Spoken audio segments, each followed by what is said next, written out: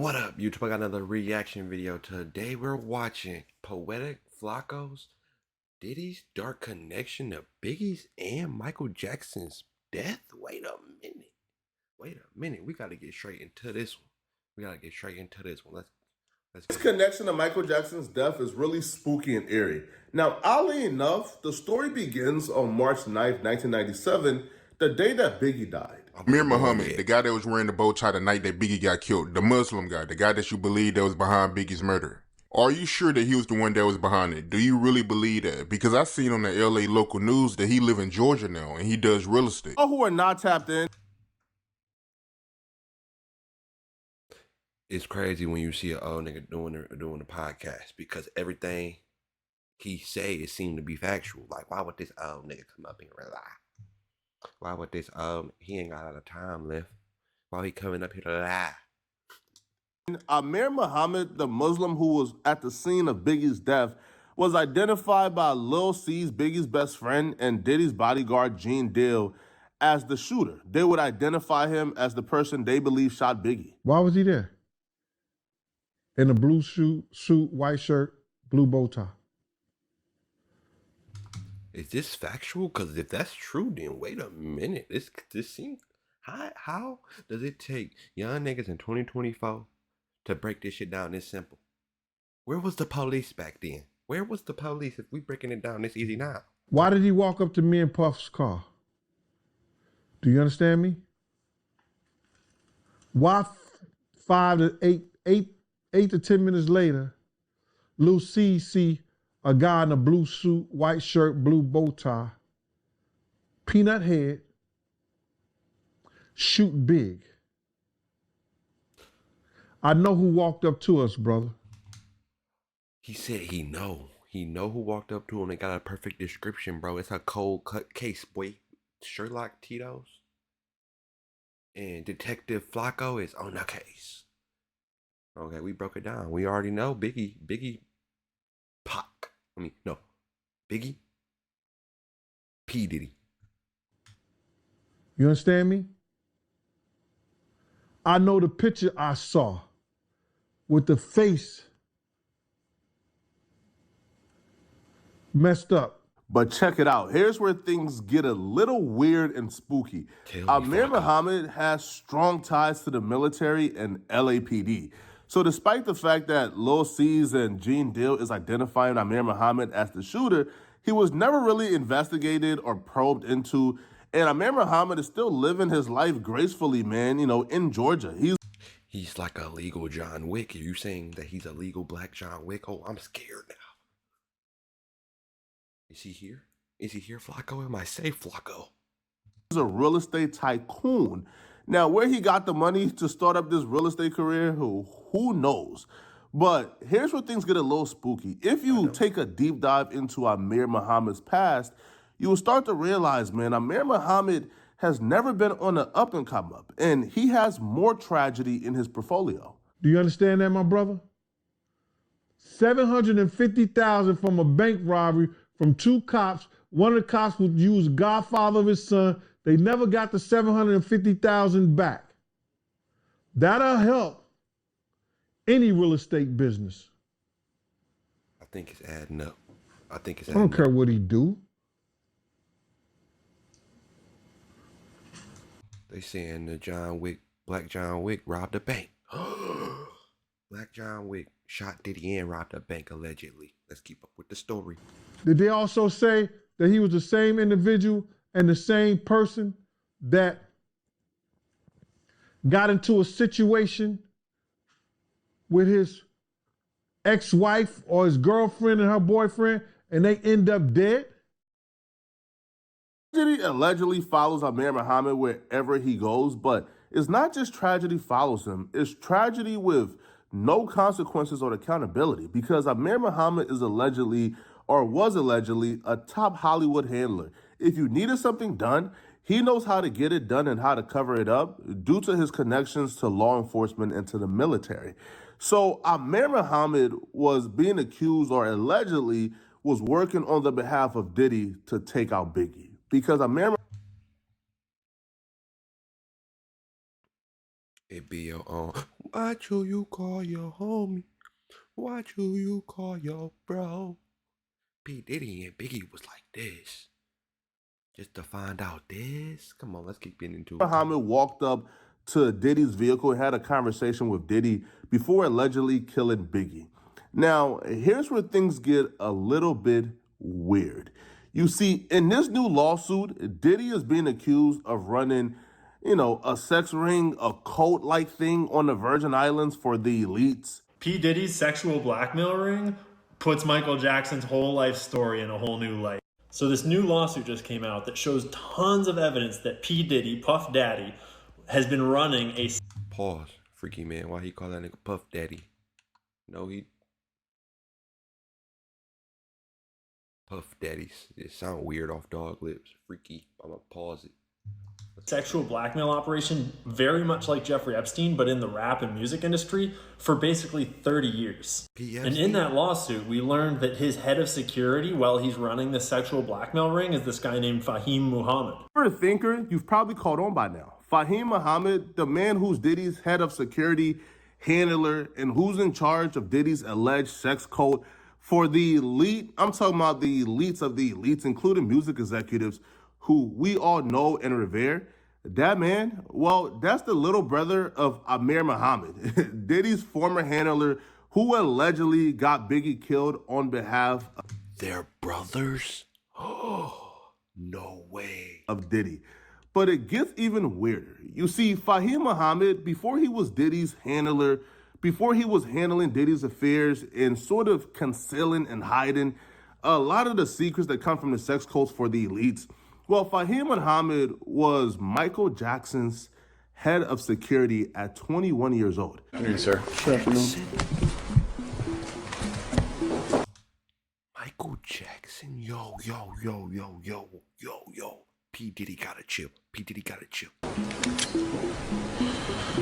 Mr. Muhammad, I want to take your attention back to June of 2009. At that time, where did you work? For Michael Jackson, sir. And what did you do for Michael Jackson in June 2009? I worked his security for him. I'm sorry? I worked security for him, security. Okay. At that point in time, how long had you worked security for Mr. Jackson? Approximately 10 months. Respectable ad. Hey, if you're liking this reaction video, like, comment, subscribe at the time. It helps me out a lot. Go to Poetik Flakko's page. Watch the full video. And what were your responsibilities? I was the chief of his security, so my responsibilities ranged from making sure his house was protected, making sure his children's were protected, and making sure his day-to-day activities and movement was all safe and planned. It's safe to say the average 21-year-old is not being placed in charge of Michael freaking Jackson's head of security, yet alone being placed in charge of Michael Jackson's kids' safety as well. That's literally unheard of. But Fahim Muhammad was placed in that position by handlers because Fahim Muhammad had ties to his brother Amir Muhammad. And they were elite handlers, bro. They knew how to get the job done. Now, it was unclear exactly... Yo, the connection making by Flakko was literally diabolical. It's insane. I'm gonna let him keep going. Exactly why the handlers put Fahim Muhammad in charge of Michael Jackson's affairs, but we will get to that soon. If you just want an example as to how powerful Fahim Muhammad is, let me go ahead and break it down for you, right? Fahim Muhammad made a shooting that Diddy and his son committed go away, like just disappear off the face of the planet. Like you would have to dig deep into the media archives to even find any type of reference to this shooting. The CIA and the Mossad were running a blackmail ring in the Virgin Islands. Something else that we learned in the Diddy lawsuit was that the media and the authorities are complicit. So the ring has real power, not imagined power. Again, I am using the word alleged because this person, despite having, video evidence and he has. Are they watching right now? Should I turn the video off? I'm gonna keep going, man. The people need to see this. The people need to see this. Like and comment. if I'm a trooper for keeping the video presented going. photographic evidence. This has not yet gone through the court system. And so we can't say that it's entirely true. And I'd say the biggest point that we took away from these Diddy docs. Everything me and Poetik Flakko have said is allegedly. I'm not sure if I said that yet. I'll say that right now. All of it's allegedly. We don't know. Was that this ring, if you believe it exists, can and will murder people to protect themselves. And he intimated this event. I don't know how to murder people. Why would I murder? Hard time. I don't know hard time people. That happened allegedly at a recording studio where Diddy and his son allegedly shot someone, and it was covered up by the LAPD and then the media. All right, so within those docs, and this is where it gets relevant, there's one being the person that can do the cleanups, right? This is the guy that you are supposed to call if you get into any sort of a scenario. So in these docs, it says, Mr. Combs instructs his staff to always contact Mr. Muhammad, that is Fahim Muhammad, if they are ever pulled over by the police in Miami or California. And upon information and belief, this is regarding the shooting that took place at Chalice Recording Studios. Again, he is alleging that Diddy and his son shot someone. And after that shooting, the documents say explicitly that Mr. Muhammad spoke with the LAPD after G was shot at the recording studio. The LAPD was in the recording studio and witnessed the blood in the restroom, and they went with the bogus claim that the shooting of G occurred outside of the studio. This was all thanks to Mr. Muhammad's connections within law enforcement. Tragedy tends to follow Fahim Muhammad and his brother Amir wherever they Whoa, that's insane. go. Fahim Muhammad, who was in charge of Michael Jackson's safety, who was Michael Jackson's chief of security, well, he was the last person to see Michael Jackson alive. Michael Jackson died under his watch. That is the room that I walked into where I seen Mr. Jackson laying dead at. Okay.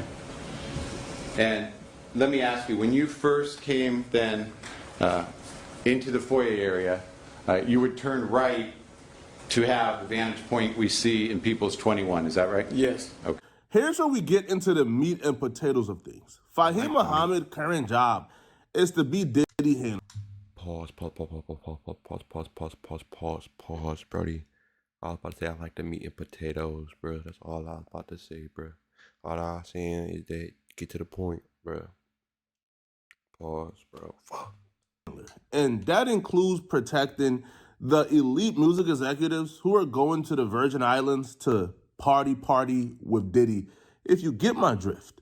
Who, before working for Diddy, was the head of security for Michael Jackson when he was only 21. And he was one of the first people on the scene when Michael Jackson died. And before we go to Michael Jackson, the most important part of the Diddy case to bring across is the fact that the record executives at the very top knew what P. Diddy was doing. They were attending the parties with underage girls where they were spiking drinks. They were deeply involved in Diddy's personal life, and all evidence points to them supporting his operation. Now, the same music executives that Fahim Muhammad is currently responsible for protecting are the same music executives that Michael Jackson was beefing with at the time of his death, when Fahim Muhammad was responsible for Michael Jackson's safety and head of security. Be able to Yo, Flakko, you need security, bruh.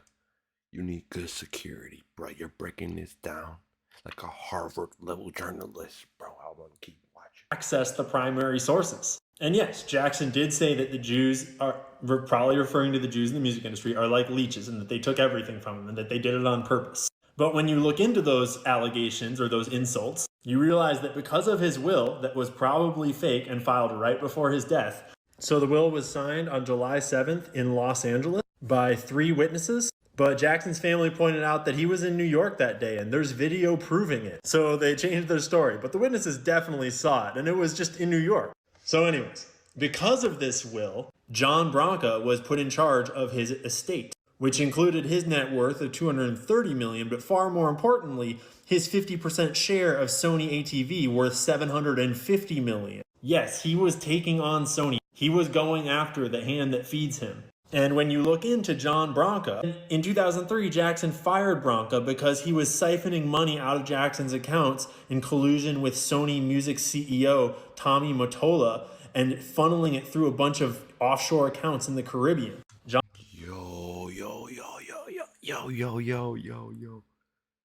The perfect connections are being made. I don't know because it's late at night or I'm really being mind blown, but this is groundbreaking. John Branca is Jewish, and Tommy Mottola is also Jewish. Plus, Tommy Mottola married Mariah Carey partway through his life when she was a young woman, and he was an old man. And there are other allegations about that whole situation. And just like his brother Amir, right when tragedy happens, they both somehow just so stumble into an unheard amount of wealth. Like Fahim Muhammad, after the Michael Jackson tragedy happened, he somehow got really rich. Like he just bought his 14-year-old son a bunch of land that's worth a couple $100,000. Headlines for gifting his 13-year-old son 40 acres, I believe, of land. YouTube has a policy against conspiracy theories, so of course I don't believe that Fahim Muhammad was a handler who was I don't believe none of that shit either. Placed within Michael Jackson's security personnel by the elites, the music executives to be exact. And his role was to take out Michael Jackson so they could retain that 50% of Sony that Michael Jackson had. Of course, I don't believe that, right? You know, it's a wacky conspiracy theory. Do you believe it? Let me know. This is insane, man. Make sure I go to Poetik Flakko's YouTube page.